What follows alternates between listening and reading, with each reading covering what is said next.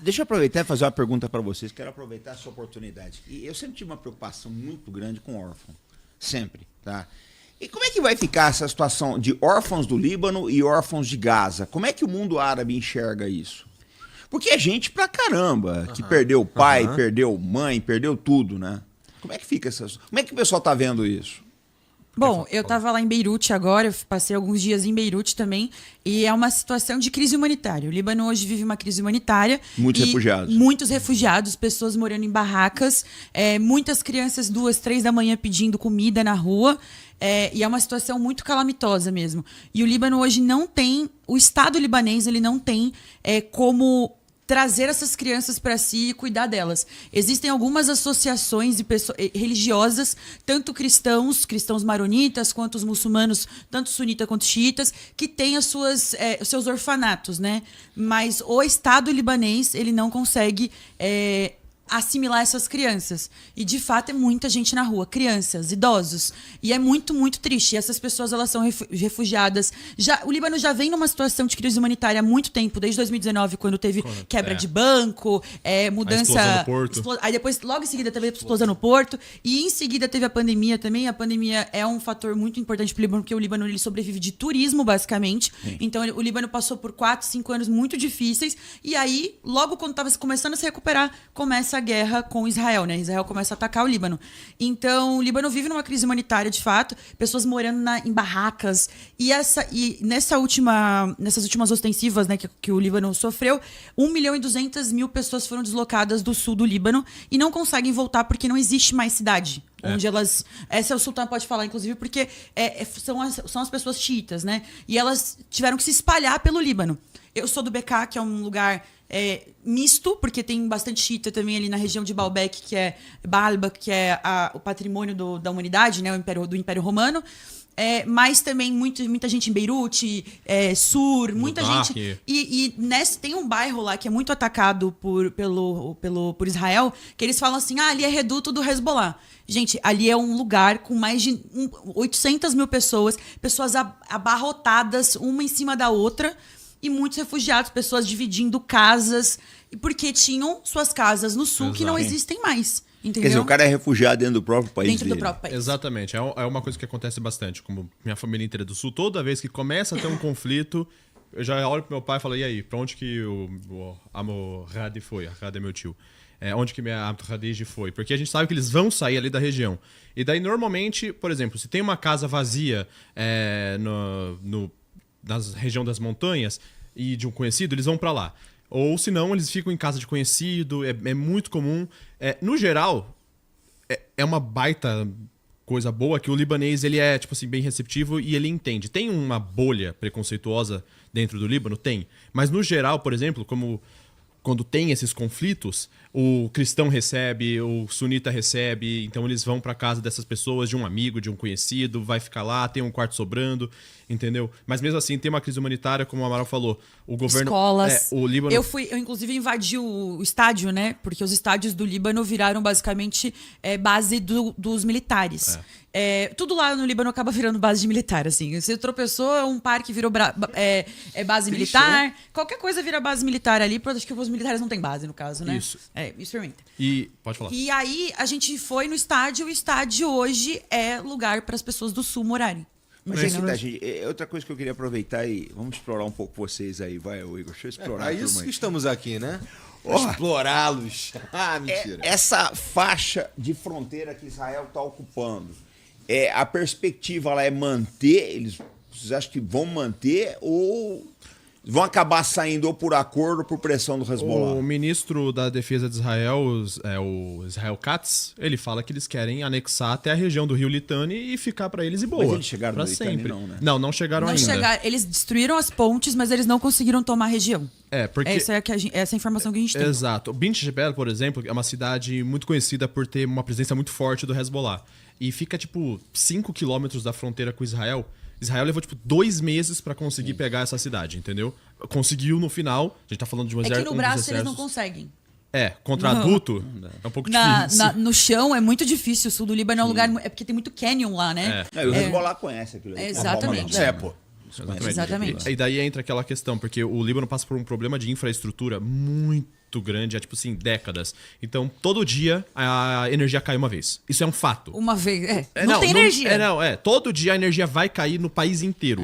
Se você tem uma condição um pouco melhor, você tem gerador, beleza. Se não, é sem energia. E, por exemplo, do sul para Beirute, porque assim, o Líbano é um país, pensa numa réguazinha, né? Beirute é a capital, fica bem no meio do Líbano. Aí é uma mistura entre xiita, sunita e cristão, meio que elas por elas.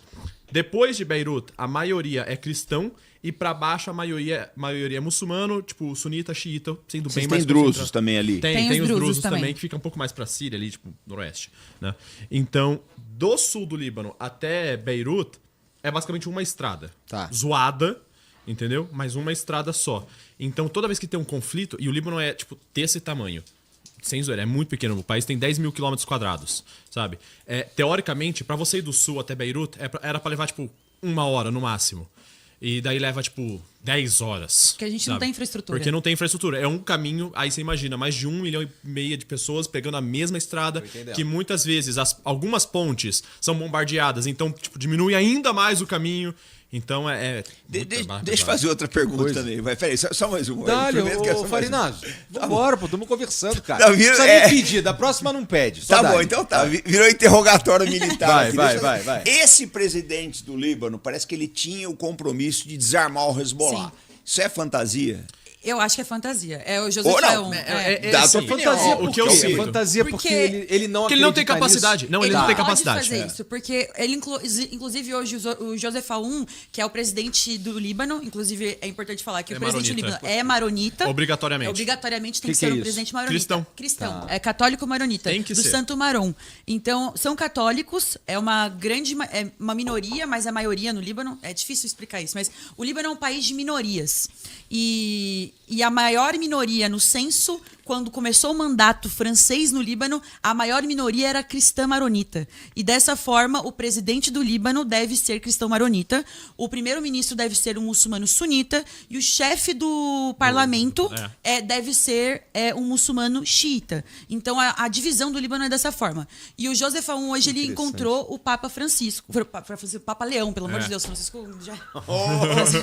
Já ele vai E ele pediu para o Papa continuar fazendo esforços para que Israel pare de atacar o Líbano. Então, isso também é uma crescente dentro do público maronita também, porque o Líbano é um país extremamente sectário e nesse sectarismo tem também muitas divergências de opinião sobre como deve ser feito, como é que deve fazer, o que a gente deveria fazer. Tem gente lá que é contra o Hezbollah, tem gente que é a favor do Hezbollah, mas hoje todos os libaneses conseguem enxergar Israel como um inimigo em comum. E dessa forma que ele diz que eu vou desarmar, é só uma promessa para a Casa Branca, porque ele não pode fazer isso, porque o Líbano não tem exército. Não tem capacidade. Então a gente perde todo o sul do Líbano, todo. E eles vão, e Israel, eles querem, a ideia que eles têm é de fazer Eretz Israel fazer tudo. Então, assim, eles não vão parar no sul do Líbano. Eles vão continuar e vão pegar tudo. Vão pegar o Líbano inteiro. Assim como chegaram até Beirute. Exatamente. Em Em 82, na guerra de 82, eles foram até Beirute. Chegaram até Beirute mesmo. Eles pegaram até a tudo. capital. Pegaram tudo. Tudo. Então eu acho que eles devem manter. Eu conheço alguns jornalistas, eu fui lá pro Líbano agora e tive contato com alguns jornalistas, inclusive já indiquei para virem aqui, que eles foram pro sul do Líbano e eles viram muitas bandeiras de Israel por lá. Então, realmente, parece que foram tomados e a ideia deles é começar a fazer assentamentos também no sul. Mas né? eu acho difícil. Eu acho que não... Para Israel conseguir chegar ao ponto de fazer assentamento... Porque, assim, uma coisa é o que acontece na Palestina, que é um país, mas não é reconhecido por muitos países do mundo. Outra coisa é fazer a mesma coisa no Líbano, que tem reconhecimento do mundo inteiro e que tem uma influência da França no Líbano muito forte.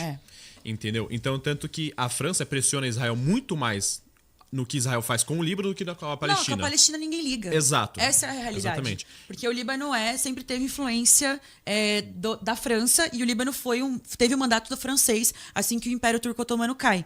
Então o Líbano foi um protetorado francês e até hoje tem o libanês ainda é um pouco lacaio de francês. Então assim, você consegue falar francês lá no Líbano. Nossa, total, velho. Total. Lá em Beirute é bonjour, não é sabarro, não é tipo bom dia, é bonjour. Bonne nuit.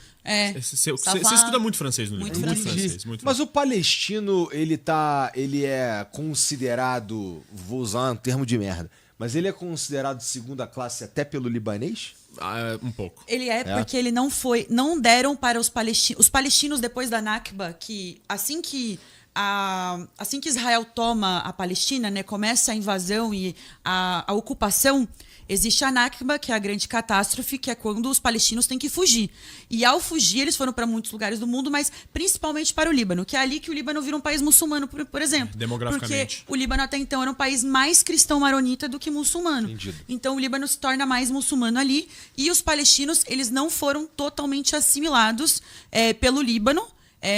Foram muito assimilados também por conta da religião, assim, mas muitos palestinos não têm cidadania libanesa. Mas pensa assim, hoje o Líbano é um país de 7 milhões de habitantes, mais ou menos. Na época, tinha liberando uns 5 milhões. Do nada, 1 milhão de habitantes num país de 5 milhões. Você tá falando aí de 20% da população. É a mesma coisa que aqui no Brasil, Chega por a exemplo, 40. chegar a 40 milhões. Do nada, 40 milhões de pessoas. Vai gerar uma crise humanitária, vai gerar alguns redutos de concentração dessa população, onde, por eles serem marginalizados, vai aumentar um pouco a criminalidade e tudo mais. Então daí acaba vendo nos olhos de alguns libaneses, as merdas começaram depois que esses caras entraram aqui.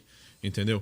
Mas hoje eu acredito que existe uma compaixão. Essa era uma visão total. Era uma visão até então. Assim, o problema do Líbano não é Israel. O problema são os palestinos que vieram pra cá. Entendeu? Só que hoje, a opinião, assim como eu acho que a opinião, a gente estava conversando sobre isso, a opinião mundial mudou, a opinião do libanês Nós não estamos completamente. mais de 1970.